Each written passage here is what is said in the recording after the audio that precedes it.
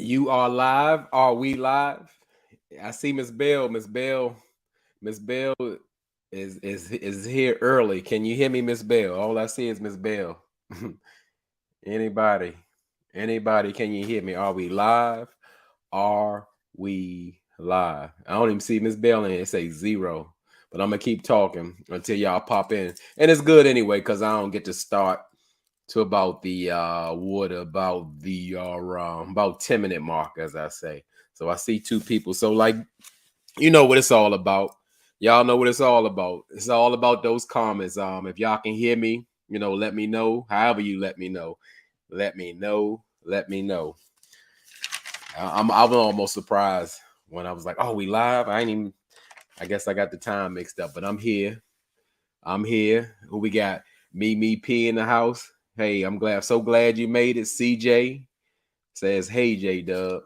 Glad y'all can make it. How can y'all hear me? Okay. How does it? Does my mic sound nice? Check one. There go my A1 from day one. AW in the house. All right. You know how I ask. I always got to do a mic check through y'all because last time I was silent and I didn't even know it till y'all put it in the chat. I was just talking, running my mouth, wasn't nothing going down, wasn't nothing happening. So, and for people who CJ say my mic sounds nice, check one. And for the people who don't know, I'm like Drake. I wear every single chain, especially when I'm in the house. It's just something to feel good. It's almost like a live ritual, whatever. I got to put the chains on when I come in the house. So yeah, as I put up for the live and everything, what did I say? I said we're gonna talk about Married at First Sight, which I said I was not because these filler shows, this where are they now, how they doing, and all that stuff. I really wasn't trying to do. I was really trying to wait for the reunion, but if that's the case, what would I actually go live about? And we kind of got a tradition going on, and I didn't want it to stop because we had so much fun. Let me say hello. Pink and Cream in the house. So glad to see you. Jacqueline Willoughby is in the house, y'all. I'm so glad to see Jacqueline Willoughby. All we missing is Markeisha Bennett. Hopefully she make it live. I saw Miss Bell was in here earlier, but maybe she stepped out for a cold beverage. Okay, don't let me not skip over this.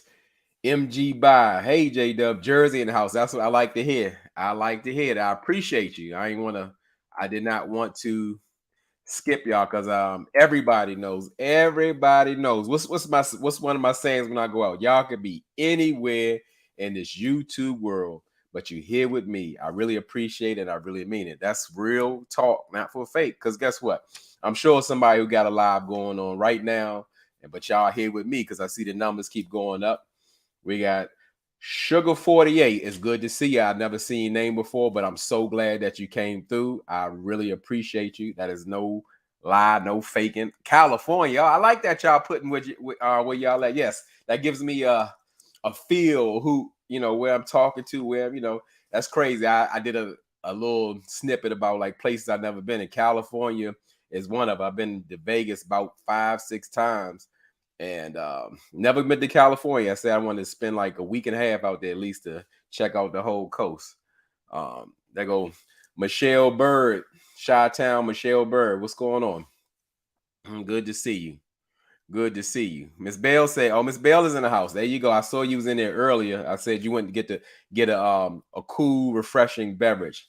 And yes, Miss Bell is representing Jersey, Brick City. I don't know nothing about no Jersey, but I just hear people say that. So I gotta act like I know something. So, like I said, I'm glad to see everybody. Yeah, as I said, we're gonna wait about 10 minutes to get started. We're gonna talk about Married at First Sight. And unfortunately, because again, I went back on my word, and I really don't like to go back on my word. And but yeah, I'm thinking like I can't wait to the reunion. That's gonna be like another 2 more weeks. Yeah, let's start our tradition. When you come in the house, if we don't know, or I don't know, or we don't know in the house, shout out where you at. I love that feeling. Look at that. We gotta put AW be more woody woo. Woody, Woody Woo is in the house. Be more. We got Mimi P. She's from BKNY in the his house. In the his house. In the his house. AW. So are you watching the ultimatum? I can't say that I am. I mean, when you say that, uh, is it recommended? Is it a must see? Because we normally see eye to eye. So if you give your recommendations, AW, I'm gonna have to check it out. I don't know. I ain't heard nothing about these YouTube streets, but I've been crazy busy too. So there go my auntie Rhoa for real. She's here. My auntie's here. She might have to run soon, but auntie, when you're able to come in the house, I just appreciate when you can. So your presence is always felt and appreciated. So thank you for coming by. We got about another about 4 minutes before we get started. I don't even really know what I'm gonna start on first. Am I gonna start on Real Housewives of Atlanta, or am I gonna start at Married at First Sight? I really don't know. I don't know. I mean, honestly, I don't. So what AW got to say? She thought it was really a good season, but better than the first one. I don't even remember seeing the first one, so I don't really have nothing to go off of. But yeah, I mean, like I can say that I'm a Love Is Blind fan. From the first season they had me, and I do regret I didn't have time to review it last season because it was let's call it an explosive season, and I had a lot of thoughts about it. So um yeah, so I need y'all to keep me current, because if something is really popping and it's a must see, I definitely want to know. I need it, because it's always, because I like, with me, yes, it's a business, or I'm doing it for the people, but I gotta feel it. I gotta be invested. I gotta feel like, oh, I got to see this show. Look what Miss Bell say. Miss Bell say, let's get the trash mask out the way first. I listen to Miss Bell. So if she say she wanted, let's get the Mavs trash out the way, let's clean up the trash because it's stinking up the room, then that's what we gonna do. I'm for my people, because my people support me, especially Miss Bell. Miss Bell goes above and beyond. Not to throw any slight or shade anybody, because I appreciate every last one of y'all. What Michelle Berg got to say? Say, did you see Ready Love is coming back already? Yeah, I mean, if you ask me, it's a much needed break. I thought it was like, from the previous season, it was almost like they only gave us a week to jump right in it. So I'm kind of happy that I feel like I can breathe and I can come back to it or whatever, So it's fine with me. It's fine with me, and I'm ready for Ready to Love at this point, and hopefully it brings something. And I'm gonna say, what show? I mean, just by the previews, and it wasn't much to go off, but I don't know. Something brought me into what is that? Love and Marriage Detroit. Now, again, I don't know nothing about the show. Nobody told me about it, but it's like, oh, I think we I think something I'm like. Hold on, let me hold up. Hold up, wait a minute. Miss Misha, in my opinion, is in the his house. Now, I make a thing about what do you call it? Announcing content creators, because again, they could be somewhere creating their content. And I mean, they coming in the house. I don't even have time, but I gotta stay on this one. Miss Misha is like a mentor of mine, somebody who helped me when I was like just a super, super baby YouTuber, who helped me when she didn't have to. And again, it was just that I connected with Miss Misha, because like she's just like one of a kind. And I know I don't have to introduce y'all to Miss Misha, because everybody know Miss Misha. But I'm just telling you, if you haven't, I don't want to assume, if you have not checked out Miss Misha's, in my opinion, content, I don't know what you're doing. I don't know where you've been at, but please do check it out, because like you won't be disappointed. And then right behind her, it must be YouTube must be setting me up. And right behind her, Auntie's Advice.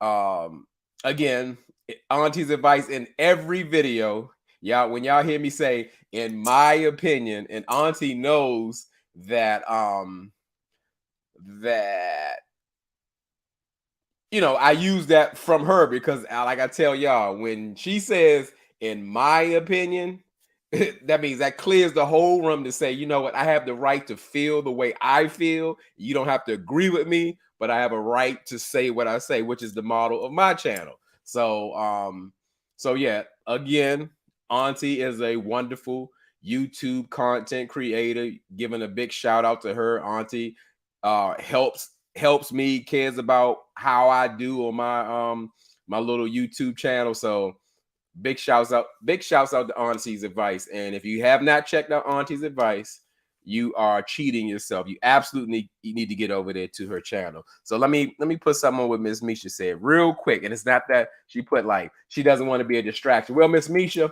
on my channel, it's all about the comments. So whether they talking about you, me, or whatever, we're the same. So please let the people talk, let the people shower you with love or whatever the case may be, because it's totally a positive thing.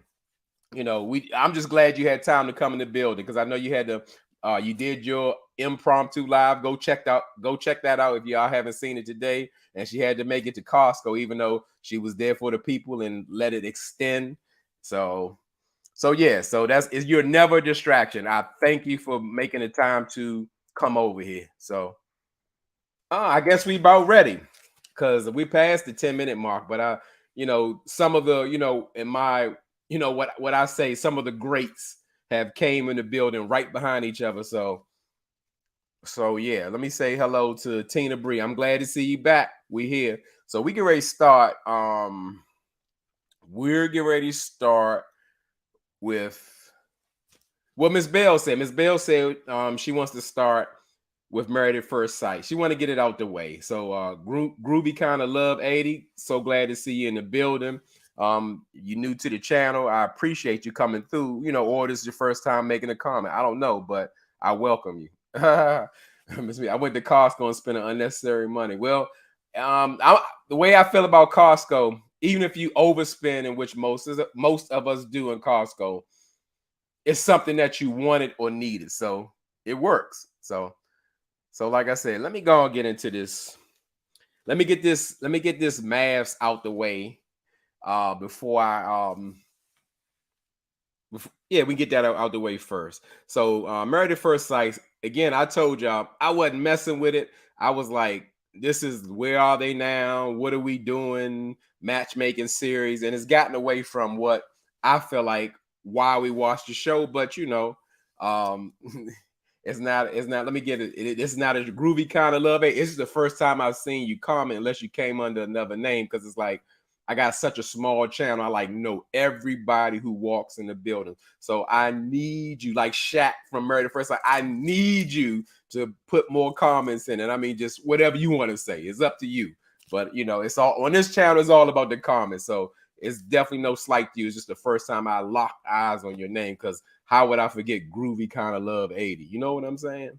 But anyway, yeah, I kind of got away from Married at First Sight at this point, because again, I'm with the consensus. This probably is the worst season ever. It's like at this point, I'm convinced that they're not focused on making successful marriages happen. I don't see that. I don't know what they're doing. Maybe they want the drama. Maybe they got something else going on. I don't know, but we here. So this is all we got. But as I said, I didn't really want to get into these shows because it's not the show that we're looking for. These like my auntie Rhoa says, it's a filler show. And it's Where Are They Now? What are they doing? Shout out to Apple Charm in the house. It's almost like a dating show at this point. We're not even talking about marriage anymore, and that's a problem for me.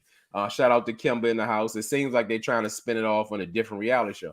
That's to me, that's making more sense, because I don't know, dating at first sight. I don't know what they're doing.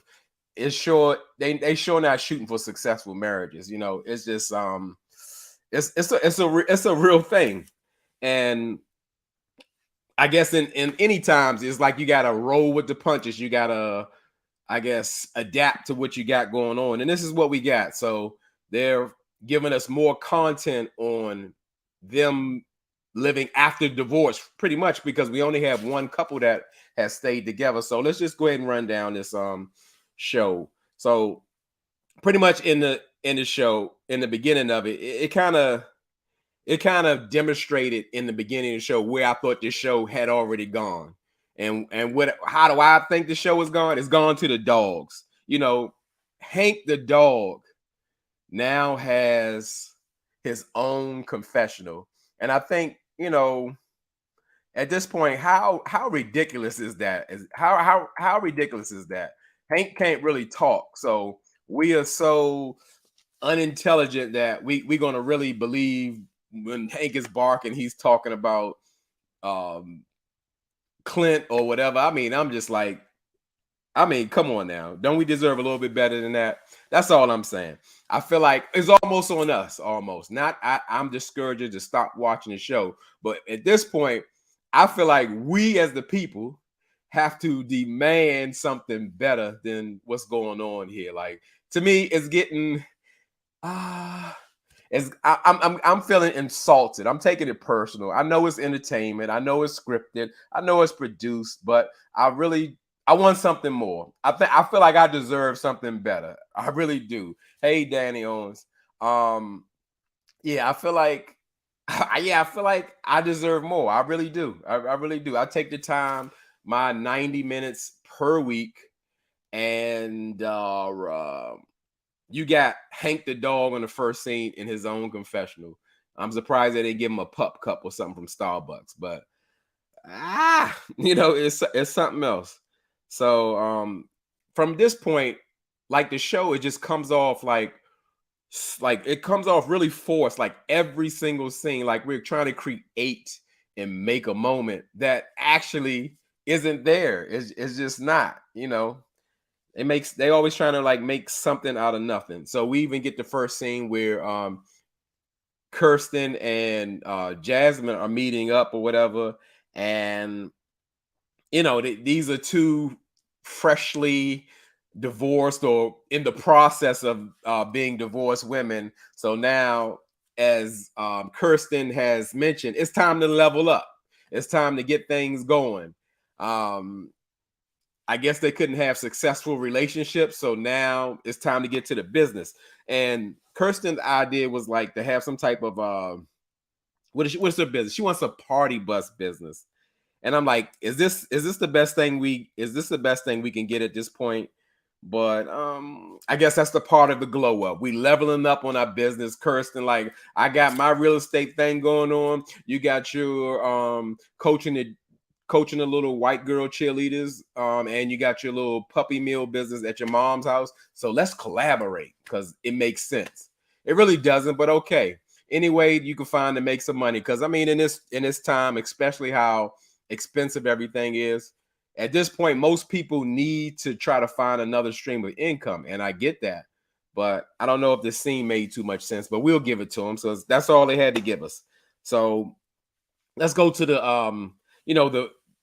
only married couple in the series. Couples Go, aka Chris and Nicole, and they're like picking. They're putting together their boxes because they are moving over to their 2-bedroom apartment with them and their 3 dogs. And I have to say it like one more time because I'm probably never going to say this again. And I just really think that Nicole needs to lay off the upper body workout program that she's on, and maybe even if she's into it so much, train her husband on it. Because I mean, I'm telling you, when I see Nicole, I think of me. Look, I mean, like, dang, Nicole, look at her. But yeah, it feels a little weird sometimes. But now I should be used to it. But at this point, the relationship to me gets a little irritating. We know Nicole has like some prior or current daddy issues and everything, and now she can't even FaceTime her father alone. I guess by what she told us, by her request, her father wants her and Chris to FaceTime them because they're a unit now. And I mean, like, Okay, I mean that's all we got to go on. They moving, and now they have to do dual FaceTimes with her father because they're one. So let's move on to the next scene. We go on. The next scene is about Dom, and again, I'm going back on my words again because I'm like, I'm not going to talk about Dom and Mac like they've been gone for about 4 or 5 months. I mean, how I don't know how long we've been watching Married at First Sight. It's been a long time because they quit early, and um Dom, she's meeting with her personal matchmaker, which is her mom. You know, her mother signed her up for the process. I, I'm gonna say unknowingly. I'm gonna say mom probably put everything that she wants for Dom, but Dom may not have wanted that. So mom's feeling pretty. She's feeling pretty guilty about signing Dom up for this process, and I'm thinking she should because she totally set Dom up. Like as her mother, shouldn't she have known? Like she might not be ready for this. You may want it for her. What was she's 25, 26 years old, and she hasn't really been in a serious relationship. So you think that she's ready for an arranged marriage to a stranger being filmed on TV? Okay. I mean, like that don't even all that don't even sound right. It don't sound right, but um it didn't work out. Her mom wanted her, I guess, maybe to try a little harder, but Dom kind of put it to her like, you wanted me to stay in the apartment and be mistreated by him or whatever. And really, at this point, Dom is saying that the way Mac acted after the divorce, at this point, is no way like they could be, they can never be friends or whatever. But now Dom is she's like pursuing Gil from the previous season. It was I don't know if it was the previous season, but the one in Houston. And I'm like, why? I can't say I can't believe in my mind that Dom sought out Gil. To me, again, this feels very production feel like Dom, we're still paying you. You're under contract. We need you to contact Gil and see if he's interested. And like Gil, he absolutely wasn't feeling her, and I get it, but we'll get into that like a little deeper. Let's go on over to Eris. So now I'm so convinced that like every scene has none of it's organic, none of it's natural. Eris is going on a production date with he has a date with Kendra. And Kendra, she was on the list to, I guess, in the process of getting picked for Married at First Sight, but she didn't make it. So how would Eris end up bumping into her or getting to know her? Again, production saying, "Hey, Eris, you're still under contract. You got 4 or 5 more episodes. I need you to have this date with Kendra." And to me, overall, the date didn't look terrible.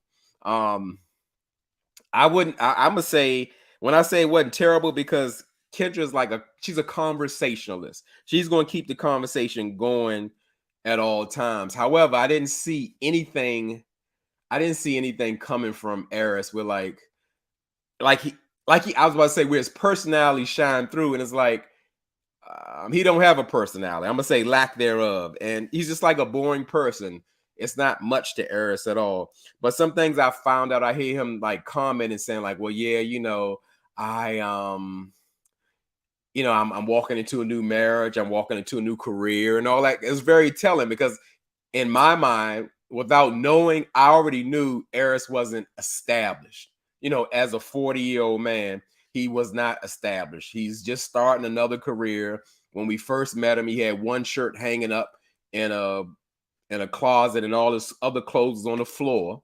But now he's supposed to be the successful software developer, and they showed him in his nice house and it had a gym in it and all that. Then we found out that he has a roommate named Cheese, and I'm almost, I want to say, I wouldn't even call it Cheese the roommate because it looks like it was Cheese's house.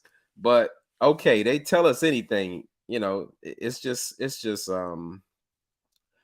watching a date. Yeah, I said it wasn't terrible, but just like when anybody actually talks to Eris, unless you're talking to him about an orgy or something, you got to pull the conversation out of him. And of course, like Kendra at that point, she was just trying to find things that they were compatible or whatever. Like, oh yeah, oh, I are you allergic to dairy? Yeah, I'm allergic to dairy too. I'm lactose intolerant. Oh, you like tomatoes? No, I don't like tomatoes. All that kind of stuff. You gotta just try to find something. And it was a stretch, but as I said, without Kendra, that date would have been nothing. But Eric still is going to give you the bare minimum when he's talking to you. I mean, it's the thing. I don't even know. I get it now why he's a single for various reasons. But you can see, how could you ever connect with something like that unless you're talking about an orgy or you talking about some pain and loss?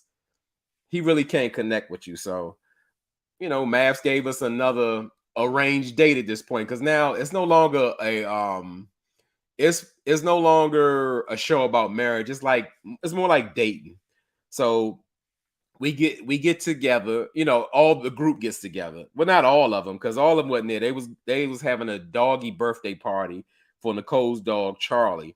And to anybody else, I just pay attention to the little details. Did Charlie look like another dog? He looked smaller, he looked younger.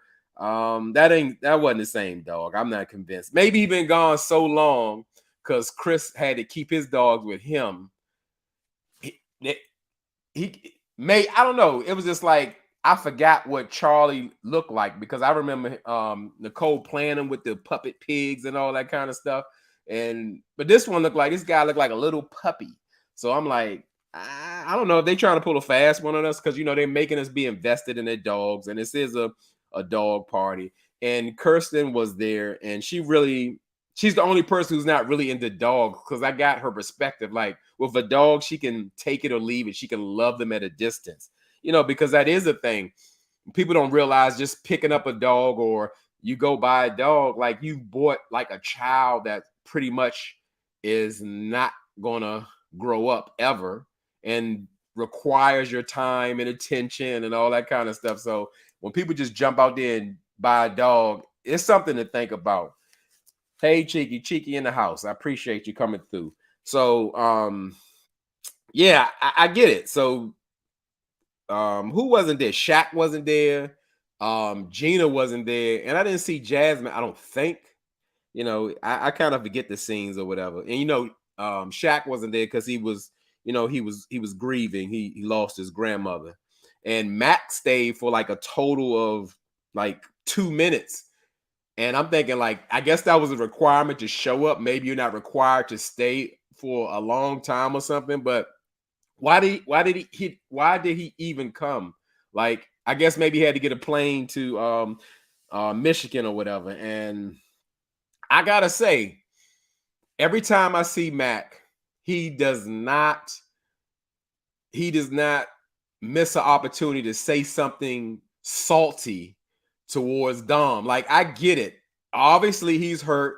Obviously, he's feeling rejected. He has to say something towards Dom, like, "Oh, I like everybody, but I didn't need to see her here," and all that. Like, this man is so hurt. He even hugged her, and I didn't even get that. If it was all like that with Matt, but yeah, this man is hurt.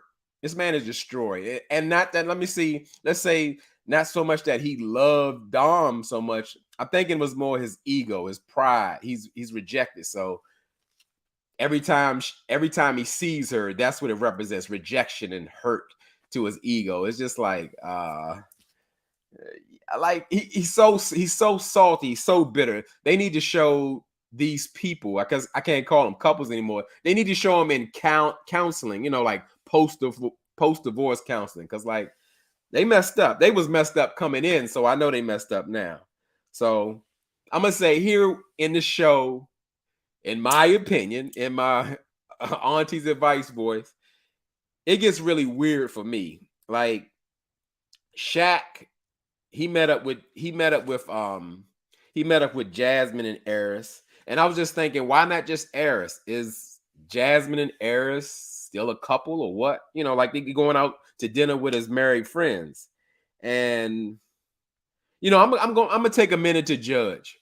People always say we always got to be politically correct, but I feel like on our YouTube channels we throw a bit of our judgment in there, and I'm okay with that, because like, we're all different. We all have thoughts, and I don't think we get a time to where we don't want to give our opinions because that's what people want to hear. And y'all know on our channel, the comments are everybody's opinions, everybody's thoughts, beliefs, stances in life, and I welcome that. I welcome that. So I'm a judge Shaq for real, and we not. I mean, I'm not gonna be nice. I might be a little harsh, but forgive me if I'm not, if I'm too harsh. So, but I really go back to when I'm looking at that table. I'm really looking at first. I'm looking at Jasmine sitting next to Eris, and I'm judging her. And why I'm judging her, if your ex-spouse sat and told you in front of the world that you don't love yourself, that was the first thing they gravitated to. You don't love yourself. Even though you may have not proven that to them when you felt it was a dig, like most of us did, that says a lot about you. You be able to sit and smile and just get along so well with them. And not that again, I don't want Jasmine to be like Mac where he's salty, like, oh yeah, there's Eris. Why is he even here? And I can't. No, I'm not saying that. Like when somebody attacks your character, whether it's true or not, I believe, in my opinion, you should feel some type of way about it. Granted, it's your feelings, it's your choice of how you treat it, but like that man attacked this lady's character straight up and down. You don't love yourself, which, in my opinion, was a huge projection. Because, granted, let's say everyone from men to women deal with insecurities and all that kind of stuff. But, like, you telling me and you coming at me, especially how the way you treated me and I dealt with the only thing you got to say is, I didn't love myself. Nah.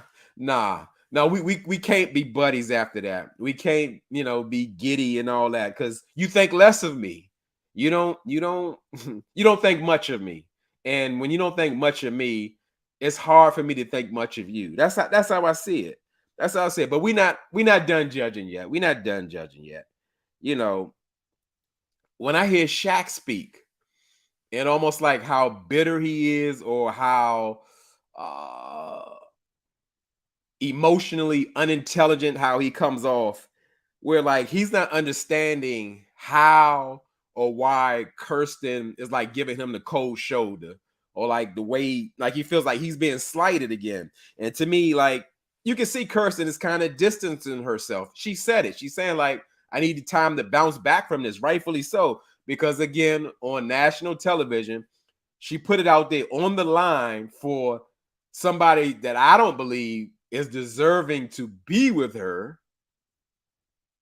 And she's like, hey, this thing wasn't perfect, but I'm willing to try to see what happens after this. I'm willing to give it a fair shot. We drop the cameras, we live life, and we try to do this thing. And to me, Shaq, his self-centeredness shows up here, where he's just like, I don't understand, like, either we're gonna be real friends or we ain't, or whatever. Like he's taking a stance, like like Kirsten has wronged him. I mean, and for real life, like I say, anytime this man talking about he did everything he was supposed to do in his marriage, 100% confidently, but he can walk in the house, flip flopping his slides, barely speaking, acting like a queen, acting just nasty. As I said, at that point, it just feels like emotional abuse. Somebody who wants to talk to you, somebody you haven't told that, hey, I'm upset with you, or nothing has happened, but you're taking things out on them just because they're there. And granted, you don't even know this person. Like, I just don't get it. I don't get it. But I get it. It's, to me, the real Shaq showed up. It's all about Shaq. It's all about Shaq's needs. It's all about the support of Shaq. It's all about Shaq being mothered. No, we're not doing it. So that's just going over. I'm judging. But we see Gina, and I didn't really have nothing to say really with her parents or whatever. Mom thinks that Clint should have been in love with her. And again, a lot of times when people are with their people, they don't get the full side of like actually what happened. So did we really expect them to work? Because no, a lot of things happened where they couldn't seem to bounce back and get back on track. Hey, Amelia McDonald. Hey, J Dub. I'm from Detroit. I'll be watching, see how Carlos spends it. Oh, I'm sure you are actually invested in that show. Like, it's your city. So it's definitely gonna be a good look. But yeah, this at this point, Gina, she's having a Zoom meeting with a divorce lawyer. And my first question comes to like, why? I'm gonna say why? Because you can't tell me that Married at First Sight has not, at first priority, legally created like ironclad, tight, airtight divorce papers of like what happens with anything. Because Gina wants to know about like assets and debts and all that.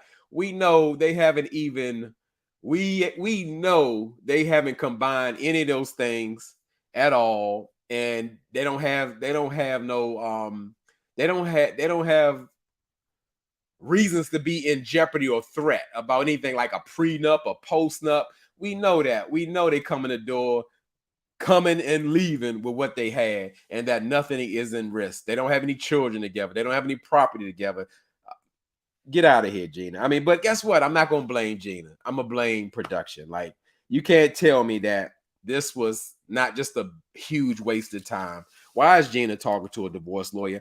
Even before everything goes down, I know they got some sheets, some pieces of paper that spell every single thing out to the letter T to know what's going to happen before, during, and after marriage. Yeah, like that, Miss Bell. Like Miss Bell, like Gina gonna lose half of her salon in divorce, or she gonna have to have required visitations with what's the dog name? Pup Cup. I don't know. Is it like that's really gonna happen?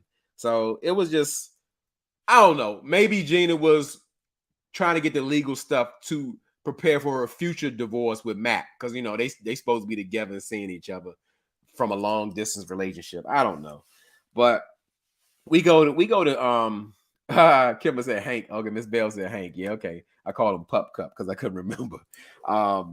We see Kirsten. She's visiting her cousin Katina, and Kirsten broke it down that she's getting divorced. They was looking for a ring, and I really thought the conversations with, I thought they were her cousins, but I'm gonna say they're cousins because that's what I thought. We're gonna talk like in the present tense. I thought it was a very honest conversation. The cousins pretty much asked, was it something that Kirsten could have done? I mean, granted, that's probably a general question, but it really applied in this situation. Of course, like anybody always could have done something different in a relationship setting. But we just talking about real time.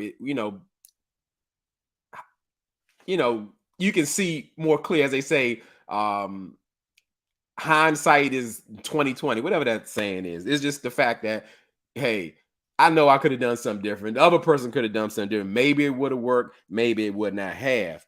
But Kirsten pretty much said, like, well, yeah, I know I fell short in the situation, but I did feel like later on I made up for the situation. And I would agree, because I would call Kirsten a slow starter. And I don't really blame people in these situations. You could be saying, like, you know what, I'm gonna marry a stranger. Y'all can pick for me. It's all good. But like when you're in it and you're in it, it's nothing like being in it. That's real life. You can say, yeah, I'm prepared for something that I've never done before, but you don't know how it's going to feel when you're in it. And I don't think Kirsten was ready for it, and it doesn't like go with her personality. It's just the fact, like, yeah, Kirsten, in my opinion, made up for the time that she was a slow starter. She gave grace, as she said.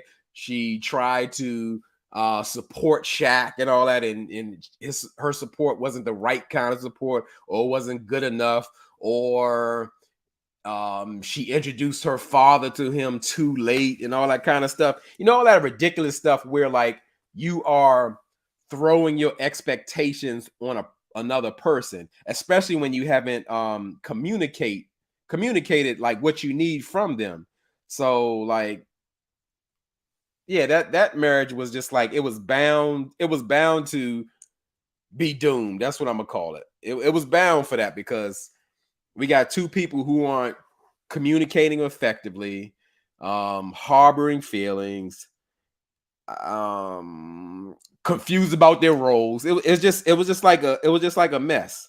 But it come to find out when I kept calling Kirsten's cousins, it felt I thought that like I know that Katina was Kirsten's cousin, but I thought that guy sitting next to her was her gay best friend or something. But it would end up being her husband. I was like, that's her husband? I thought, because he was very understanding of Shaq. He's like, Shaq needed to be supported by you. And I'm like, well, I understand. Like, okay, I can see he's coming from Shaq's perspective or whatever. But yeah, I don't know how you can support someone when they have an expectation of you and they've not communicated and get mad when you don't do it. As Kirsten's cousin said, like Shaq wanted Kirsten to be a mind reader.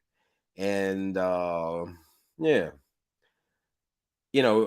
Kirsten explained that the way she said it, she almost said like, I'm required to meet up with Shaq. I don't want to meet up with her.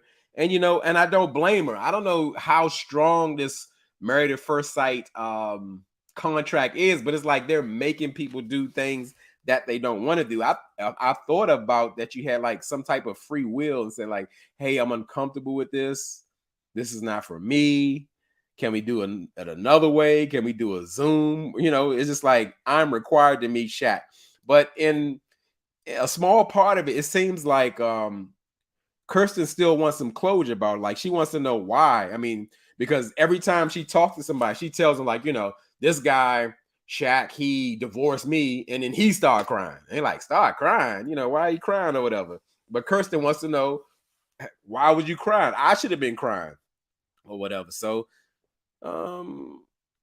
yeah, Kirsten wants some type of closure. So let's go on over to Clint. Um Clint he's going dog shopping, and he's looking for a golden doodle, I guess like Hank, because I can still see the comment because I would have forgot. I would have said he's looking for another pup cup, but he's looking for a golden doodle. But he's not keeping it in the family, if you ask me. Why I say keep it in the family?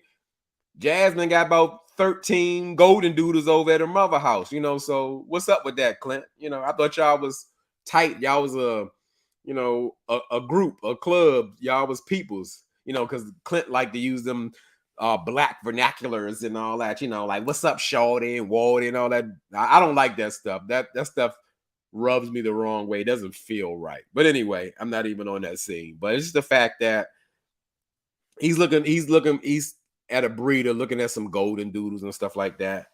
And I guess he's trying to move on from Hank because he realized that 10,000 wasn't enough for Gina to part with Hank. And it was, the dogs they do look like little mini Hanks. I can see him growing up to be just like that. They had the same time kind of nose and fur and all that kind of stuff. And even the dog breeder took a shot at Clint, talking about, oh yeah, those dogs, they're matching your beard. I'm like, I wonder, did Clint take offense to that? Because Gina has scarred him with those gingery features, talking about that, because I felt somewhat kind of way. I was like, oh man, she got him too. But anyway, it really wasn't nothing there. Clint said he didn't really want to buy one. He wasn't ready at this point. He's like, what is he doing? He's doing his research until he's ready to do that, because it is a huge responsibility. Because like once you get your dog, you locked in for a good 15, 20 years, So now we go to, what do you call it? Some more long distance dating or whatever, or hopeful. We see Dom. She's doing a FaceTime, and she's calling the former castmate Gil, And when Gil picked up and like when he spoke to Dom, it felt more like a mentor and mentee speaking or whatever. Because once Gil heard that Dom quit after 11 or 14 days, it's just like it was done. Now I don't know if Dom ever had a chance before, but after Gil heard that, he was like, "Oh no, nah, Gil was done." It was like it was zero interest there with Dom. Dom was all in, and she was feeling like there was chemistry and all that. And I'm like, I guess because she's 25 years old, she doesn't have a clue. And you know, Gil's saying like he's not really been dating and he's really done with it. And I'm thinking like I thought Gil was in some type of extensive counseling immediately after the breakup with Merle or whatever. But I don't know. Sometimes even good guys like Gil like to play games or time. I'm working on myself, while he running the field, taking everything down in Houston. I'm working on myself. I'm trying to find a better me and all that kind of stuff. That's what I take from it. I think Gil he's enjoying his DMs. That's what I think he's doing.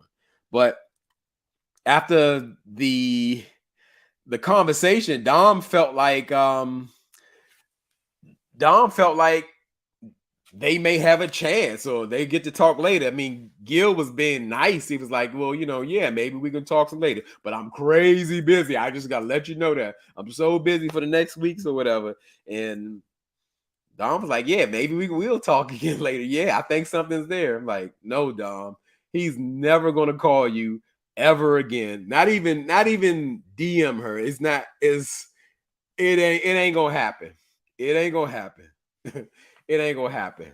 I agree with you, Auntie. In our opinion, Gil is a whole lie. Gil been burning them Houston, wherever he been traveling the streets up and down, but he's working on himself and he's having a hard time to trust. It's not you, it's me kind of deal. I really get that. I really get that. We got Sandra Gonzalez in the house. I'm glad to see you. Yeah, so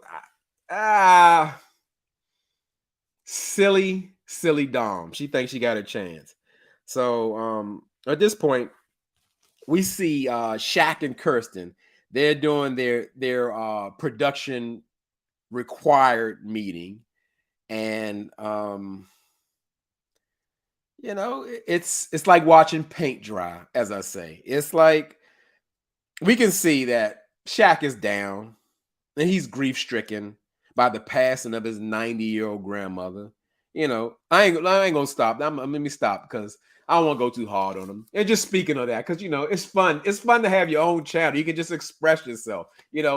I find it's just in my opinion, I find it a bit little unrealistic or selfish. Granted, when your people pass, do you know how many people have never seen a 90-year-old person in their family? And everybody who has one, you're absolutely blessed, especially your close loved ones. So it's like, from my perspective, because I've had people in my family pass at a younger age, people making it 50 and 60 and all of that. So if I could get 30 more years with them, oh gosh, it would be such a gift. But yes, we feel pain every time we lose our people, but be happy that your grandmother lived to be 90 years old. Rejoice in that. Find the silver lining. Yes, you're going to miss her, but you've been given almost 2 lives by our people's standard. That's all I'm saying. I'm gonna get off that because that's a sensitive topic. But in the situation with Shaq and Kirsten, to me, Shaq, he didn't really take any responsibility in this situation. And you know what? I really saw Kirsten in this moment. Like, she stood up for herself. She made her position known without like being nasty or bitter or spiteful, even though she had those feelings about her because yeah, she was humiliated. Let's not even mince words with it. Hey, we got Sherry Pottage in the house. Hi, it's JJ catching you live. I'm so glad you're here. I appreciate you so much. Yeah, it's like Shaq wanted, like, I don't know if he wanted to use his situation with his grandmother, like, because I guess Kirsten reached out showing empathy or sympathy in the situation. He felt like they could have a chance to rekindle or be friends because when Shaq was at the table with Eris and Jasmine, he like, well, we got to get it understood if whether we're gonna be friends or not. Ain't gonna be nothing in the middle in between. But now it's almost like Shaq wanted back in, or Shaq felt that shift of energy with Kirsten because she's not feeling nothing no more. Like, you missed out, you lost out. That was your choice. You said no to me after I put myself on the table when it took so long for me to put myself out there. And Sugar 48, and then he crying like, I put myself all the way out there. I'm here. It wasn't perfect, but guess what? I still want to try. But no, he said no. And guess what? He got to live with that. He should live with that. And like I said, Kirsten, to me, she stood up. She was, Shaq was like, so are we gonna be cordial or whatever? Say, yeah, I'm nice. I could be cordial with you or whatever. So where does this leave us? And Kirsten said, it leaves us in our separate ways. I love that. I love that. So you thinking, as the new term, you're gonna spin the block on me after you didn't shut me down on national TV when I put myself out there, when you flip-flopping through the house, not speaking after having the high kicks and glow sticks parties with the mentees because you're in a total mindset. You mad you got to come home to me. Now you want to be back. Why? Because your grandmother gone? Why? Because the shift of energy. Energy is real.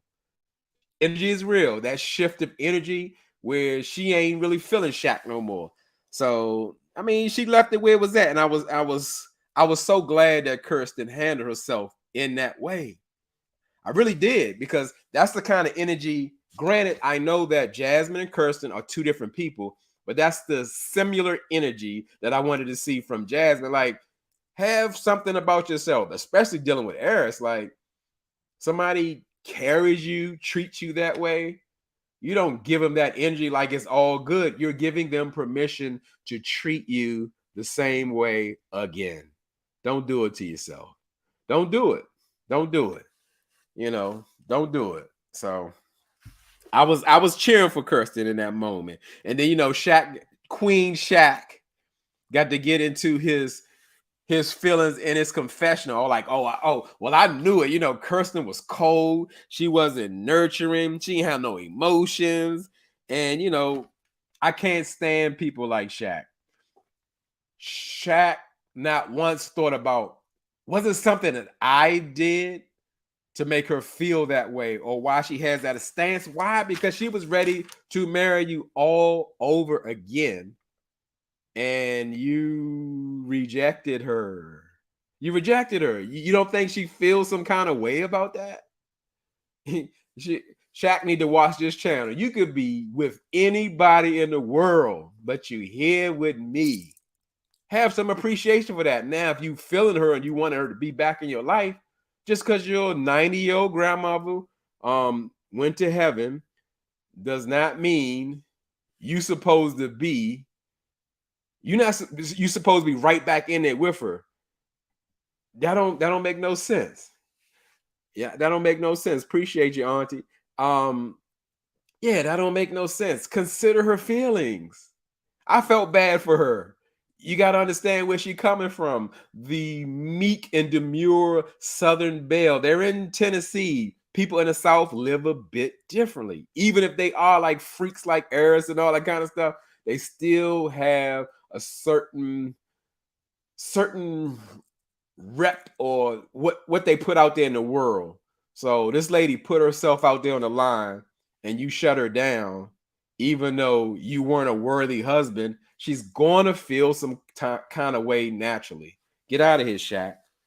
Zero self-reflection. This is it right here. Kimberly D says Shaq is very selfish and lacks accountability. Period. Stamp that, put it down. That's what it is. Ain't nothing to talk about.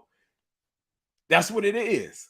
Like, in every situation, every relationship, everybody plays a part in the situation, regardless of who's right, who's wrong. Everybody plays a part in it. It's according to Shaq, it's all Kirsten's fault. She's not nurturing. She has no feelings. She's cold. She's not supportive. Like, dang, she like that was all her, huh? So the marriage ain't work because it was all her. Okay, okay, okay. Like, come on now, come on now. Are we? Can we get serious for a minute? I mean, for real. So, whew, that one wore me out. So pretty much that was it. I mean, they had the scene. I'll go into. I ain't even write no notes on it. They went into the bar, a little axe throwing thing, and everybody's there with the exception of Kirsten and Shaq. Granted. Let me go to this. Sugar 48 is we speak in the same language. At this point, why would Kirsten show up for anything like that where Shaq's gonna be? She needs to she needs to distance herself. She needs time. And Shaq doesn't understand that. He's worried about him and why she's being cold and unmotherly and unnurturing and in her feelings. And, you know, I say, please tell me if we couldn't see his wrist on. It was more so, when Shaq do his thing, like she has the nerve to not be just cold and unnurturing, and that's just the way she is, Yep. They are. Hey, Miss Bell said I need them to do an LGBTQ version of Married at First Sight because this ain't it no more. They already did it with Shaq. Shaq is Shaq is an LGBTQ. It's Pride Month or whatever. So yeah, they brought Shaq on there with the Minty Boys with the high kicks and glow sticks. Party coming to your campus. But anyway, yeah, it was just it's so absurd and ridiculous. But yeah, the whole crew at the bar, they doing the axe throwing thing or whatever, and it's a weird energy. It's like I'm almost saying it's like none of them were ever married. Now, granted, I'm with everybody. Like, yeah, give a quote from one of the other greats of the YouTubers, Jasmine W. You should not know if your ex survived the winter storm. Yes, when you move on, you're supposed to really move on if you moved on. And the fact is, they're still in each other's face, but not together. Eris and Jasmine all buddied up. Clint and Gina are friendly. And Mac and Dom are still coming around each other, but Mac isn't there. He's already in Flint, Michigan.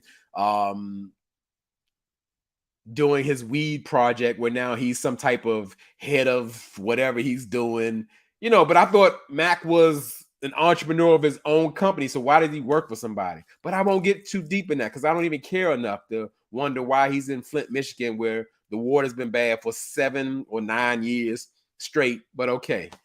It's just the fact now, it's like these people like weren't married. Now, granted, like Nicole has become like the matchmaker. She wants to follow up on Gina and Mac, and they even go to a little segment where like Gina's trying to call Mac and he ain't calling back, and they make a little Mac jokes or whatever, about. And I actually believe that her and Mac could work out. Why?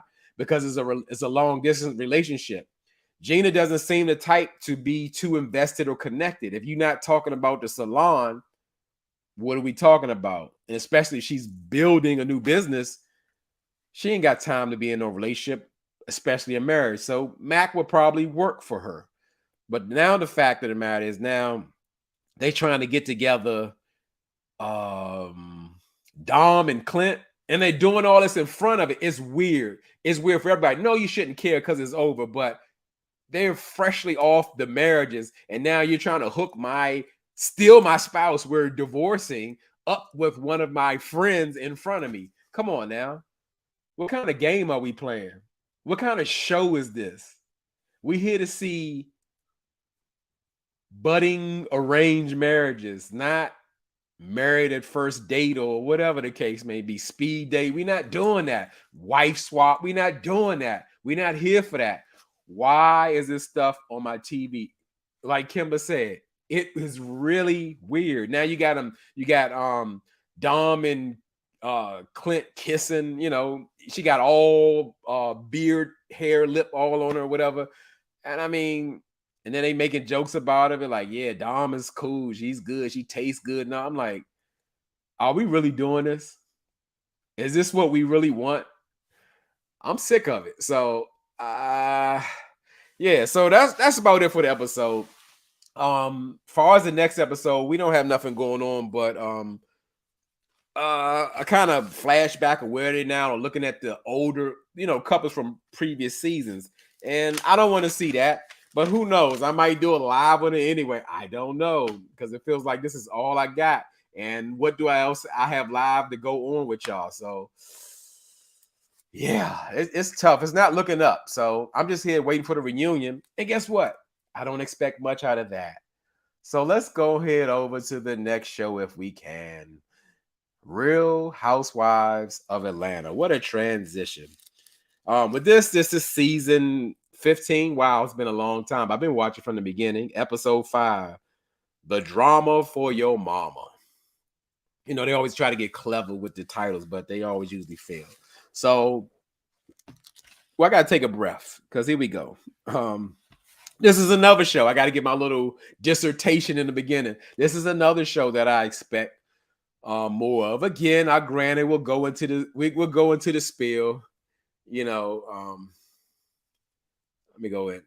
I missed it. Say goodnight to Pink and Cream. Good night. Appreciate you stopping by. Look at that. I believe it. Auntie's advice said, I think you do good with current events. I'm really going to consider that, because I need some more content, Auntie. It's just like I'm running out of stuff. It's like when I got time, I need to be doing more. So I'm definitely going to strongly consider that, because yeah, it doesn't require me to put up a whole bunch of pictures and all that kind of stuff. I can just, whatever's popping and going. Maybe I reference the source and then go from there and tell my opinion. I think that's a great idea, because who I found, like y'all may know about it, but I just found out the YouTube creator of Rodney the Voice. Love Rodney the Voice stuff. I'm telling you, I call Rodney the voice of reason. But yeah, that makes sense. That was the reason you gave me that message, Auntie. Auntie's advice. I appreciate you. Yeah, I'm still battling with this show. Like I said, I started out with this, probably like one of my first reality shows, Real Housewives of Atlanta, and it's big a disappointment. And I would say I agree with I don't see any of these women as, what would you call it, mentors or anything like that. However, I've been an advocate of having Marlo get a peach, and I'll say my slogan when it comes to Marlo. I believe Marlo's peach has spoiled. I think her time is up, and she's taken this show, in my opinion, to Love and Hip Hop ratings. And I'm gonna break down where I was watching Miss Misha live today, and she kind of brought a point to me, because I was thinking like, yeah, you know what? I want to get back to the wealth and the opulence. And Miss Misha broke it down like they really weren't wealthy in the beginning. Maybe only one person. That was from Deshaun Snow, from the NBA basketball player. But everybody else didn't really have money. But guess what? It's a new day. They do have money now. And I want to see more wealth, more opulence, more candy stuff. When I say candy stuff, you about your business, because you got to be a fool to get on this platform to have millions and millions of eyeballs on you and not try to sell something. A coffee mug, a hat, a t-shirt, a lipstick, a hair care. You'll never have this many eyes on you in the world at this time. So you have to capitalize. That's all of them. But like I said, I think Marlo is single-handedly taking this show into the dumpster. But let's just try to get through it. Here we go. So this was a to be continued. And let me put it, yeah, Sugar 48, Candy always had money. She's just on another level now, but Candy wasn't a part of the original cast. She's been there for a while, but yes, Candy's always been, no scrubs put her on. and whatever else she was writing. So yes, Candy's always been rich. She's just different rich now. So yeah, we do a to be continued because now um Marlo's retreating from Kenya's door because Kenya said, those words that Marlo don't want to hear. I'm calling the police. She calling the police, so Marlo's out of there. And pretty much after that, Monyetta kind of gets into it with Kenya, I guess by the way she's acting, or she ain't got to I mean, follow Marlo and all of that. So they just get into an argument all the way down to the lobby. And Marlo tries to slam the door onto Monyetta. Now, just to think about this, because we're not talking about teenage girls with what do you call it? I don't know, raging hormones, or maybe we talk about premenopausal women. I don't know. Let's not even get into all of the emotions and hormones. This is the fact that you grown, and when you get mad, somebody behind you, you okay with slamming a door in somebody's face. Like in real life, that's totally reckless and irresponsible. What if that door hit Monyetta in the face? Or what if that door was so heavy, Monyetta reached her hand out and broke her fingers? Like, that's what adults think about. Like, granted, I'm mad. I'm mad as hell, whether it's justifiable or not.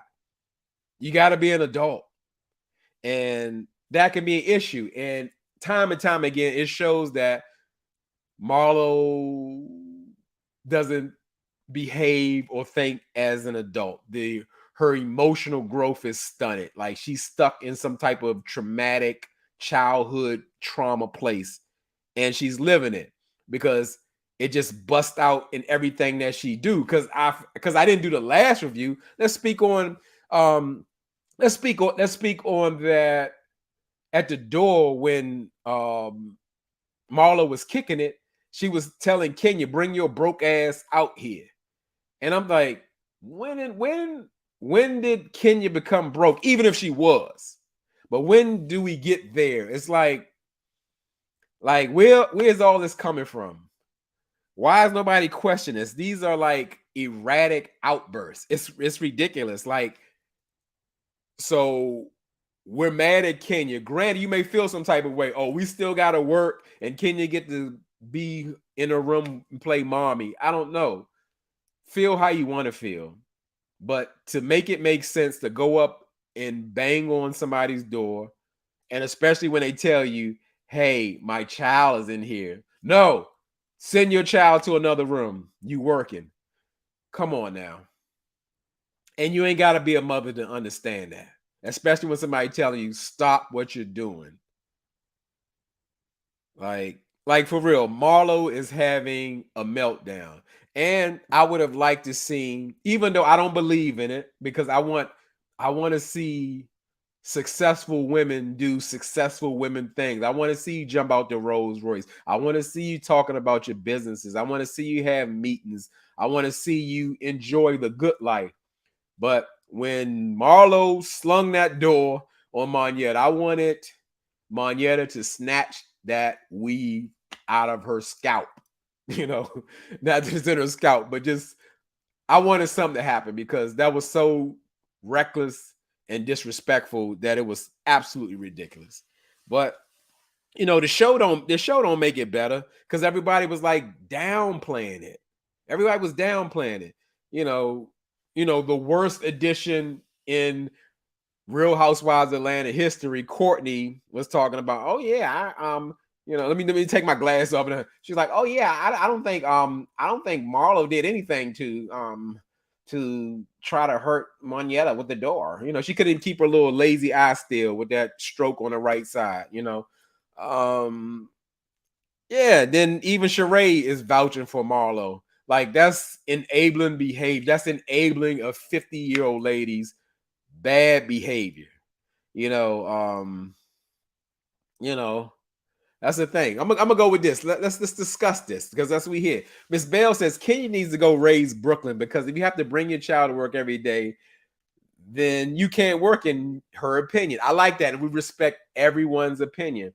You know, I kind of felt that way when Brooklyn was at the damn bachelorette party house, which I thought was absurd and ridiculous when they went, because I don't think a stripper and a toddler belong in the same house under any circumstances. And people was having sex in that house with each other, with the stripper and all that. However, all of us know in this working world that in some cases, what do you call it? If there's room for provisions to be made for people to take care of their business because they're a valuable employee, then that's what they do.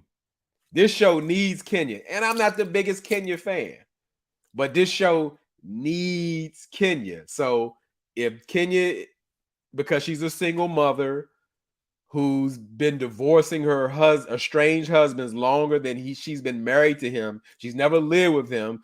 Her daughter has never stayed overnight with him.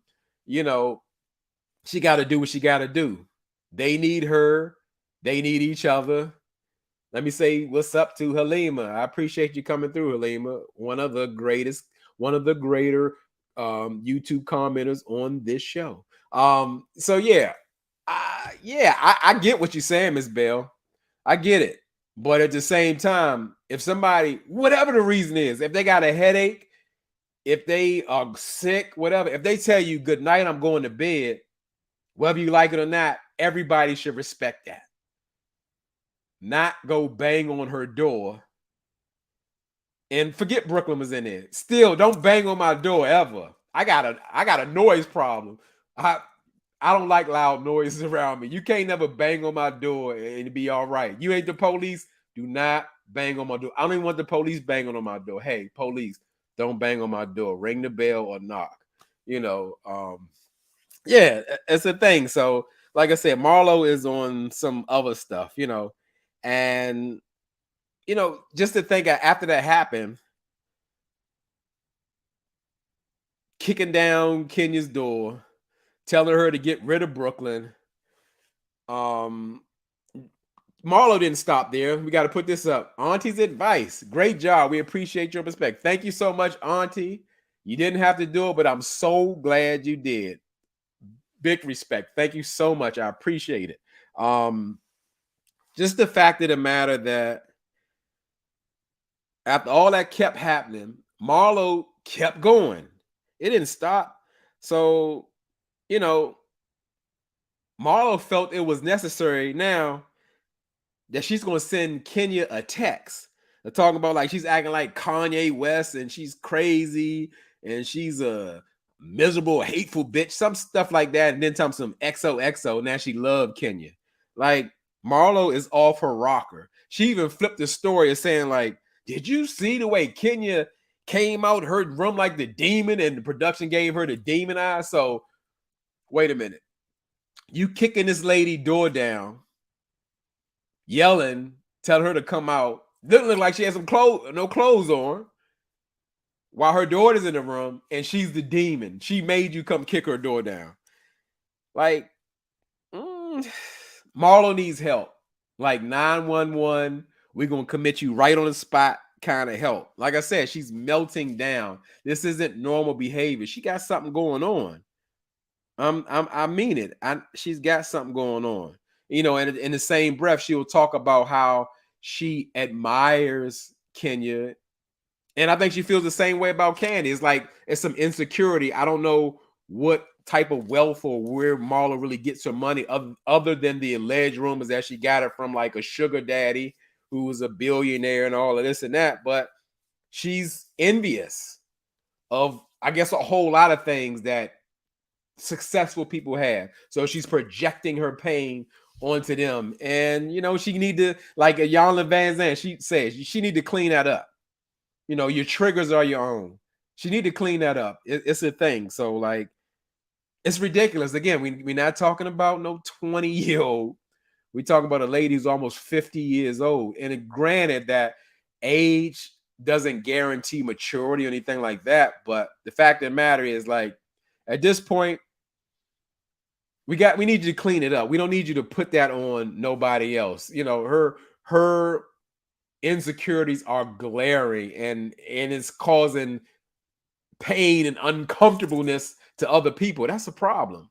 That's all you. So, it's an issue. It's you. It's you, Marlo. And you're taking the show down to the gutter. It's going down. And yeah, it's bad. Let me put this up with Jacqueline Willoughby saying. Marlo definitely needs help. Why did it seem that production edited the episode in her favor? They sure did. We can get into that part because we can go back because I never even touched upon it because I didn't do the episode. So now we get into a situation where production is making it seem like Drew caused the argument with Marlo and that she was lying on Marlo, that Marlo didn't get aggressive with her, that Marlo didn't stand up on her, that Marlo security almost didn't have to pull her back, production security, because it appeared that Marlo was going to hit Drew.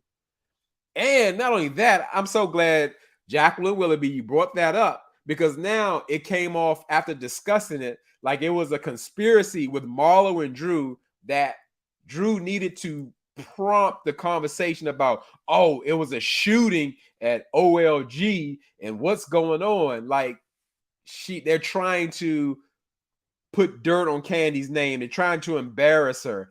And again, I guess I can speak on it because I didn't do the last review. Marlo is delusional to think that Candy owes her something for her nephew who used to work at Candy's restaurant, who Candy didn't really seem to know at all. Because granted, Candy has a team in real life. That's Todd's thing. So she doesn't know each and every single person, and she's not responsible for hiring everybody that's there. But Marlo tells him she owes my family, and she's supposed to say something, send something, or whatever. Candy acknowledged it through a text. Okay, what do you want? And again, that was like what, 2 years ago? Are we talking about something that's 2 years ago when you had full opportunity to talk to Candy about your feelings, whether they're valid or not? I mean, like, for real. Marlo is dragging this show in the gutter. And it's so much so that the YouTube streets are calling for like all the housewives to come back. I don't want no housewife who was put off to come back. We need fresh blood. We need new people. People like, oh, bring back Nene. Nene used to be my girl. The old Nene used to be my girl. Not no more. They talking about bringing Kim Zolciak back. Please don't bring her back for nothing. I mean, we are getting desperate when you want Kim Zolciak back. Who else they want to bring? Portia and Phaedra. Is a reason they're not on the show. Let them be where they are. No. So yeah, it's just the fact that, again, like I said, Marlo is singly handed just pulling the show down. It's terrible. It's terrible. So at this point, we see Kenya is on speaker with her friends, Monyetta and Sheree. And Kenya pretty much tells them, like, at this point, because of everything going on, if y'all not in my core group of friends, like, y'all could be gone. And I kind of get that because that was her trip, and it was funny. Like, Sonya got caught in the crossfire. When I say she got caught in the crossfire, I don't think Kenya knew that Sonya was, I guess, in nearby or speaking, and Sonya was more concerned that, like, well, like, Kenya, I got work in the morning, I gotta come back and then come back after that. And then Sonya was like, I said Sonya. Kenya was like, well, Sonya, you can really go now. You never got to come back. Sonya was like, damn. It was funny. And Sonya was like, say less. I really can be gone. But she treated Sonya like she was the weakest link. Goodbye. She was done. It was over. And you could tell Sonya was offended about it because she brought up when Sonya was hosting the trip and she was working, and how Kenya was like, oh, you neglected us. You didn't check on us. And Sonya was like, I was working. But you could tell Sonya was bothered by that previously. But yeah, because at times, in my opinion, Kenya can be a little ridiculous sometimes, in my opinion. But this show needs her. I'm gonna say that again. So let's go to America's favorite couple on Real Housewives of Atlanta. Who's that? That's Candy and Todd. You know, and we still going on with the same storyline. And oh, these are the times where I love that we have our own channel because this is a safe space. Whether we agree with it or not, we can say what we say. We can just, it feels good. It feels good. You know, Todd is not getting enough support, you know, from his wife who already has a full plate from the day he met her. She's even busier now. You know, Todd is reminding me of like Shaq. We just got off of Shaq from Married at First Sight. He needs that support. You're not supporting me. You're not support Todd. Enjoy. Enjoy being a part of all of Candy's resources. She has to love you. She has to trust you. Enjoy with that. That house that Kirsten wanted for $2.9 million, Candy can buy it in cash. And you're a part of that. Use the $2.9 million to buy and fund your movie. Let that lady work. That is so ridiculous to me. They 10 years deep and they're having the same disagreement to this day. Not that, hey, babe, you're working so much. We're not getting our family time in. You know, I'm really concerned. We got 2 kids. No. Please do my projects when you have fully funded book projects that's not requiring your money to support my projects. What about me? Todd, you don't know that Candy ain't gonna never stop working until she's ready to stop working. It ain't gonna never happen. Why? Enjoy the life that you have. Y'all have a wonderful life. Wonderful life. We're gonna get into that later, but yes, it's just like people like, oh, I mean, she is not there for Todd, and that lady is working and busy, and that's exactly how she wants it. Even with taking on a second child through surrogacy. She wants that life. That's the life that she's gonna have. So while she's popping, whether it's 10, 15, 20 years, she's striking while the iron is hot. And she's gonna keep doing it. She never gonna stop. So granted, you know that she don't have a schedule. Her schedule is booked. It's not a myth. It's not a phrase. She's booked and busy. Let that lady work and enjoy the indoor pool, the G-Wagon, the multiple Rolexes, spending the money at the strip club. Enjoy it. Enjoy to go outside and can pick out any car that you want. Enjoy it. What's so hard about that?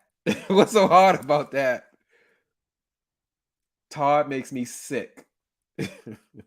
And I don't understand the people that support that type of behavior. She's given him more than he could ever ask for. She's giving him room to grow. And like, they go, oh yeah, Todd is an asset. Yes, anybody can be an asset. Give me $5 to $10 million to play with. And J-Dub is going to blow up. J-Dub is going to make it happen. Give me that money. Come on, man. My God. I mean, it's ridiculous, man. Just stop, Todd. Stop it. Stop it. Just stop it. So before I get off that, so guess what? What if the roles were reversed? Todd was this crazy workaholic entrepreneur, and Candy would be saying, Todd, I need you to stop working so much. Not that I want to spend more time with you. I need you to stop working so much so you can help me with my projects. I know you're providing and making this money for us, for our future, for our children, but you're working too much. Stop it. And people always say, isn't it enough? It'll never be enough. It ain't gonna never be enough when you got your mama to take care of, your daughters to take care of. You got whole teams of people to take care of and depend on. That's a lot of responsibility. You got to keep it going. You got to keep it going till it can't go no more. That's real life. That's real life. Let's give Miss Bell get a difference of opinion. Miss Bell roots for the underdog. Candy's another that needs to sit down and raise her kids just like Kenya. I didn't see anything on the list that involved her kids on the other week. Let Todd shine, my good. Now, my goodness.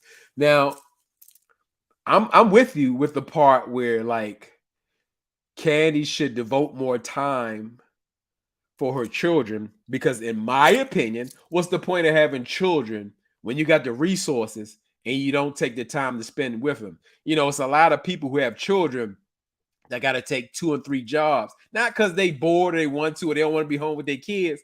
They got to provide because that's what they got to do. You're right. It wasn't nothing with the kids. And even Riley, her oldest, told her, why are you bringing another baby into this? You're going to do nothing but ignore her pretty much. Yes, money only takes care of money issues. Now let's stop right here. This is where we separate, Miss Bell. When we separate, we still together. Let Todd shine. Todd is shining. Todd is creating all the businesses that he wants in the restaurant game. Yeah. Guess who money he doing? Oh, he's Todd looking like a genius. He making his money. Give me $5 or $10 million to play with. I'm gonna make something shake. Easy. So Todd is still opening up. He ready to open up. He wanted to open up Blaze. They did it because that's named after their daughter. Todd wants to open up Ace's Pizza for their son. Todd's going to open up a Mexican Taco Tuesday place. Candy don't agree with it because he's behaving like Tim Norman. When you become oversaturated or you spread yourself thin, you kind of lose attention to things. So the quality is going to go down, and then you're going to lose money. But okay, Todd made money for the restaurants. Let him play with the money. That's the support. He's shining, and he said he wants to make all this money from the restaurants to fund his movie. This is all through Candy. This ain't through Todd. Todd made it happen with Candy's or their money. The support is there. But okay. So yes, she's always going to be a workaholic. That's never going to stop. I ain't married to her, and I know that. It ain't going to never stop. You hear me? She got too much to take care of and do. It ain't going to never stop. Todd, if you hear me, it ain't gonna never stop. Let it go. Enjoy your life. She let you go to the strip club, and it's all good. Enjoy your life. You can hop in a different truck or car every day of the week. Enjoy your life. My goodness. Let's get off of that because, like I said, this is the part I feel good. You get to express yourself. I can't quite express myself this way in the comments because y'all know I am YouTube's #1 commenter, but I can't get all this off in somebody else's comments. Put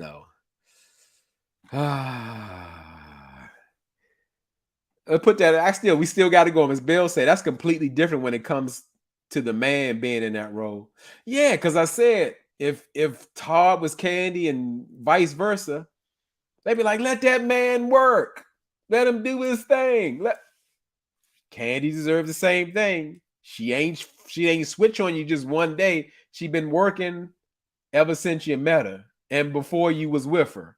But okay. So anyway, let's go to because I think I missed it. Marlo, she was having like a Zoom meeting with her life coach or whatever. And it was just more enabling going on. I can't know if I can blame the life coach or I can blame Marlo for I blame Marlo for not telling the whole story or whatever. It's just the fact that like when you look at Marlo talk to a life coach, it reminds you of like when people tell you like, yeah, I'm going to therapy, and they be going for a long time, and you thinking like, I don't see no change in you, I don't see no growth in you. This is what it looks like. You know why? Because the person receiving the therapy is not being honest. They're not being honest. So how can we fix something? I'm gonna do a Jay-Z saying. How can you heal what you never revealed? I'm gonna say it again. How can you heal what you never revealed? Marlo's blaming everybody for what's going on. She talking about um just when I try to move forward, the devil pulls me back in. What about when you're actually the devil in the flesh? It ain't nobody else, it's you. Miserable, messy, Marlo. She needs help. But guess what? Production loves it. They might not love it because a lot of people, they give a lot of backlash saying that they not with the way Marlo is behaving. Like it's detrimental to the show. Yeah, it's not cool. So I don't know if Marlo has made Kenya so mad that Kenya got sick. And I don't know. I can't say. I'm not a doctor. I don't know if Kenya is really sick. I don't know if she was not prepared for her performance. She was embarrassed about the way the weekend went because, like, she went to some charity event and then she got kicked out of it. It's like, y'all didn't know I was coming, and it was nothing like what Kenya thought it was. She thought it was going to be some type of gala or something, and it was not that. It was more like happy hour at a bar. So I don't know. I don't know. But I can say we did see evidence that like sickness was going around. Like Kenya was coughing before.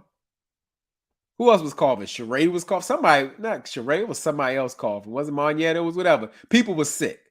Drew was sick in the hospital for a minute. She went in and said she had the flu and she had the overnight stay. Mama Joyce said she was sick. Said Ace was sick. Something was going around Atlanta. I don't know. Maybe the fires from Canada came down and went up. I don't know. It was just something. Something was going on, but I don't know. Kenya said she had a fever of 102. Kenya said like she felt like a numbness in her arm, and she even felt dizzy. I don't know if she was having a heart attack or I don't know what was going on. Like I said, I'm not a doctor, but Kenya was sick, and she actually looked sick. But Marlo did say something funny. She was like, Kenya's sickness, like coming out the hospital, was quicker than the time it took Sonya to win her gold medal. You know, so like, yeah, Kenya was going through it because I didn't realize that she had COVID like previously, and now she got the flu. And I just hope everything all right for real. It seemed kind of convenient at the time, but I can't second guess whether she was sick or not. She visibly looks sick. So Kenya just, checked out and went home before everybody else. She never got to do her little performance at the HBCU football game and all that. So once she's home and all the ladies are back, Sheree came to check on Kenya, just to see if she was okay, and brought her a little care package or whatever. And they still kind of went over like what happened, the Marlo debacle. And Sheree was like, oh, she can't back what Marlo did or whatever. And then production go back and show not only did Marlo, Sheree knock on the door, she also kicked it and ran. She did the same thing that Marlo did. And when I think about that, how Sheree be lying, I wonder how any of them can consider Sheree a real friend, regardless of how long she's been on the show. Sheree is the bone collector who came back on the show and will do anything to bring production what they want. And she lies. How can you trust a person like that? I don't get it. I just don't get it. If you want to know something you tell a person in confidence is certainly going to get out. How can you trust that? Your business is going to be out there. So I don't get it. But even though I'm not liking Sheree in the scene, they showed Kenya's her daughter Brooklyn come through. And like, I don't know, Brooklyn looks like a little lady. Like she is like the cutest little housewife kid just out there. I used to, and I see Drew's daughter, and I can't pick which one, but I gotta say Brooklyn. Brooklyn is like a little lady. She's just so cute. She has so much personality. She's got love flowing through her, and it's just cute to see that Kenya gets to share that, or just gets to live that kind of life. But the scene I've been waiting for, as I told you, certain scenes that I really wake up and get up for. And what's that? We got Mama Joyce in the house. Mama Joyce comes to visit Kandi because they've been kind of like off or whatever. And we know why. Because like at BravoCon, Mama Joyce was talking bad about Todd. And even when she had the opportunity to say something good about Todd, she chose not to. She chose not to. And all I can say is, when you kind of look at a person, we all have different abilities. We have all different specialties and superpowers and all that kind of stuff. In this moment, I could see Kandi did the best that she could in kind of defending Todd and trying to lay some boundaries down with Mama Joyce. Even though I don't think they were effective, I thought she did her best, Candy's a successful boss lady, but when she get around Mama Joyce, she turned into a 15-year-old kid who want to know if she can go to the prom early or something. It's just she just don't have it in her to really set those serious boundaries. I got to put this up. Tina Bree, Sheree needs to go and take little Marlo with her. 100%. We don't need it. Why is Sheree back? Why is she back? Production is desperate, and we must be too. Because why is Sheree back? I don't know. I don't know. But yeah, let's get back on Mama Joyce. It's like Mama Joyce, she ain't having none of it. You can't tell Mama Joyce nothing. Mama Joyce like, what you want me to do? I'm telling the truth. I'm like, damn. She doubled down in it. And in this moment, Mama Joyce really never addressed Kandi's concern. And guess what? I know this might sound crazy. In some cases, I agree with Mama Joyce. Y'all already know I went on to my little spiel about Todd or whatever, but just like Kandi will never stop working, Mama Joyce will never stop seeing Todd as a scrub. It is what it is. And in the quote of Mama Joyce, what Mama Joyce say? She's like, when I met Todd, he was a little meek and humble man, but now he's like George Jefferson. And for those who may not, some of us know who George Jefferson is, some of us don't. And I guess what? I could, because I'm a person of accountability. There was a time in my life I act like George Jefferson. Even though J-Dub, he's a big guy, 6'2" and all that kind of stuff. What that George Jefferson mental of the thinking is like, you in charge, you running everything, you don't need nobody tell you nothing, you know everything. I was George Jefferson at a time in my life. And, I'm so glad I've been delivered from that. I got away from that.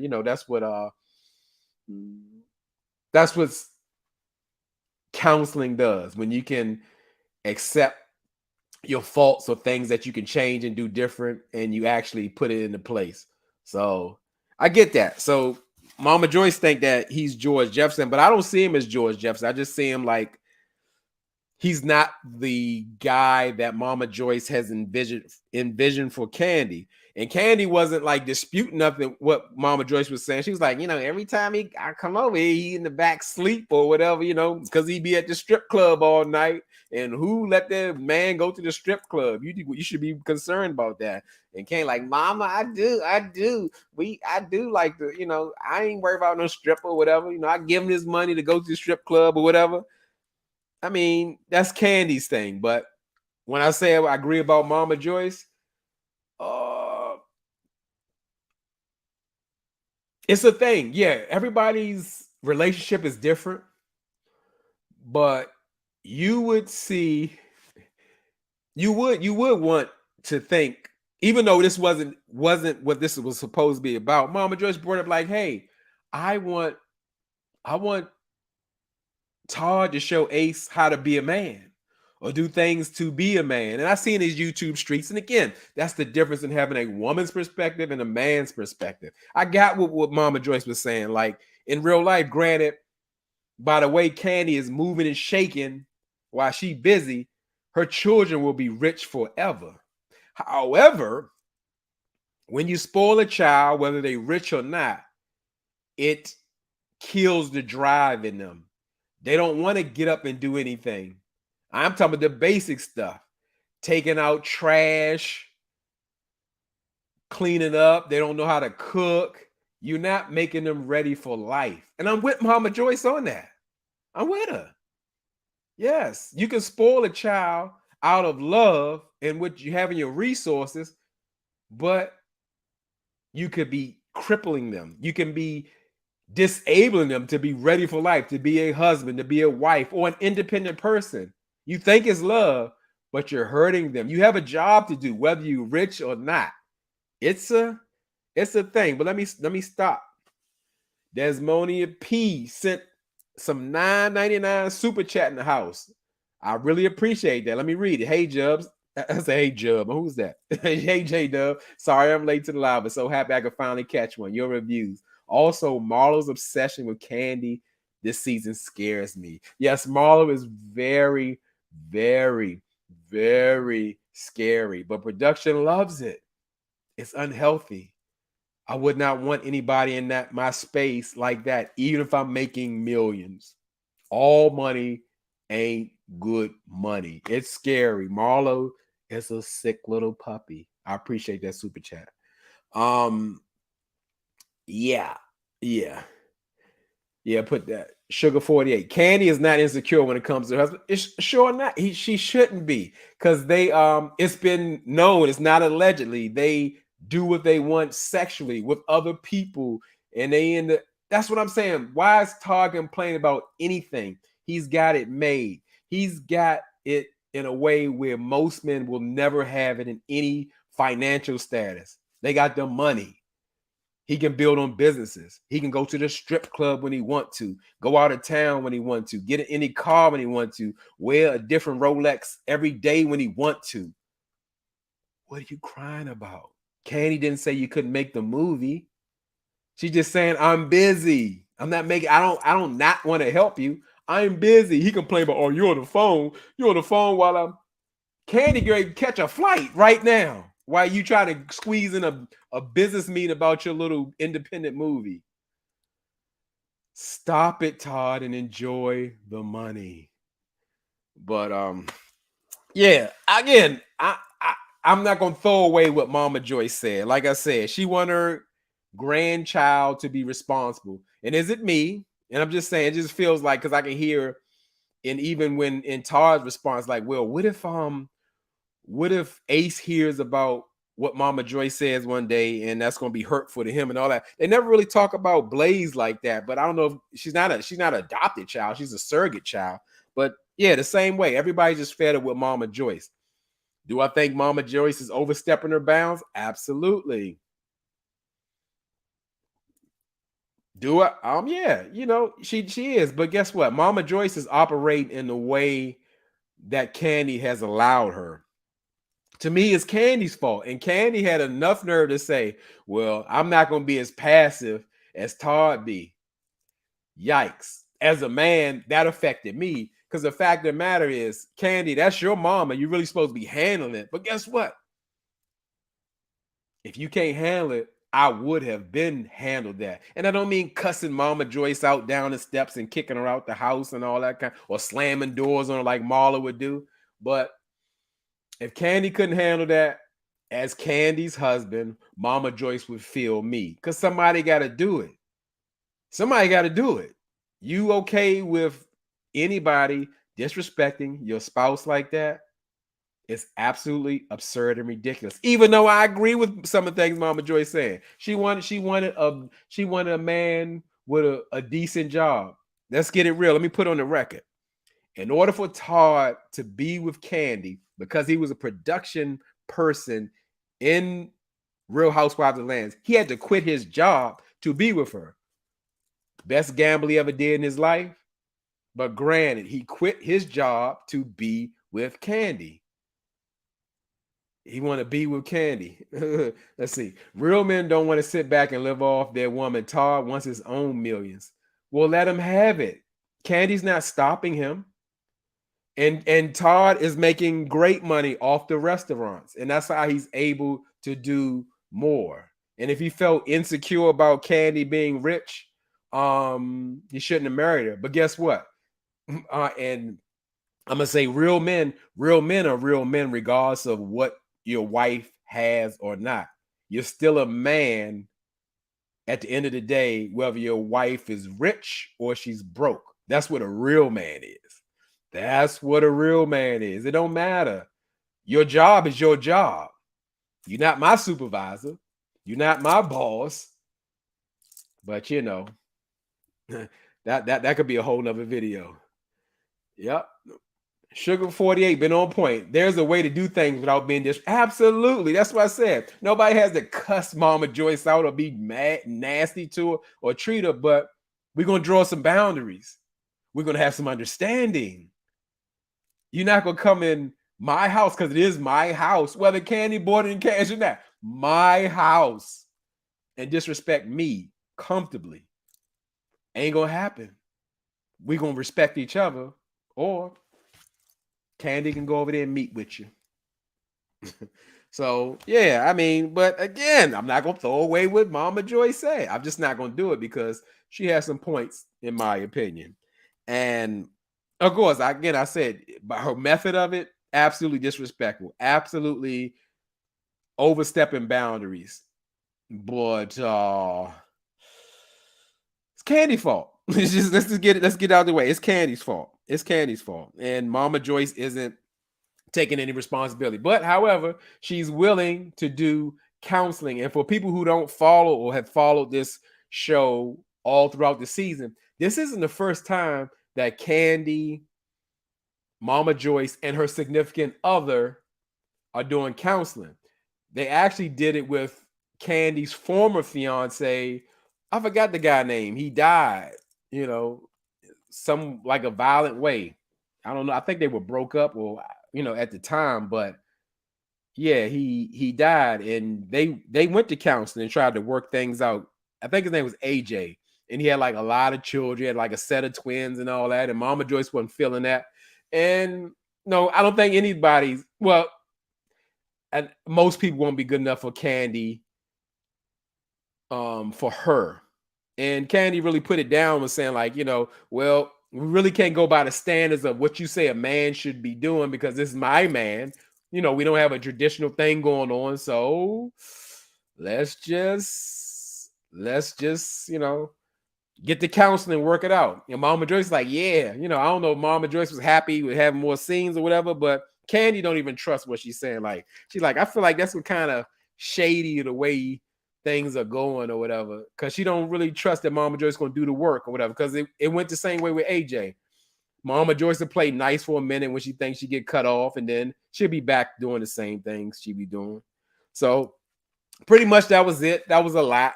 And we spent a lot of time on Marlo, and I guess I got to get some things off my chest about Todd, because that was something, because you see all these comments in the YouTube world, in the streets, and it's something. It blows my mind. But I like to get my perspective out there, and what better place to do it on our channel. So I'm definitely happy about that. I feel I can take a deep breath, because yes, I think it's absolutely absurd. Todd, enjoy your money, and your lifestyle. Miss Bell said no real man wants to live like that. Todd is making his own money with Candy's money, with their money. So he should be good. Leave that busy lady alone. Let her work. She ain't gonna never stop working. That's the conclusion. So Miss Bell said, I like that. Um, so yeah, that was the conclusion of the show, and I don't even remember what the previews were. So we're gonna see just what happens next. I do remember like a little flashback that again Marlo still isn't stopping. Instead of Kenya, Summer, getting into her, now she's getting into it with Candy. Like she won't stop. The lady is a toxic ball of unhealed childhood trauma and pain. I don't want anybody like that next to me for nothing. So that's pretty much it. That's all I got. We did 2 reviews. I appreciate y'all rocking with me this long. We almost hit the 2-hour mark. So, whew, I'm tired at this point. So again, appreciate y'all rocking with me. We must do it again. I'm probably gonna say that we'll probably do it probably next Saturday instead of Friday again, because like Candy, my schedule is booked. It's just the difference that I'm not rich like her, so I gotta keep my schedule booked. And yeah, so until I see y'all the next time, good night to everybody. And as I always tell y'all, this is for real in real life. Y'all could be anywhere in this YouTube world, but you're here with me. I really appreciate it, and I really mean it. Good night. Thank you, everybody.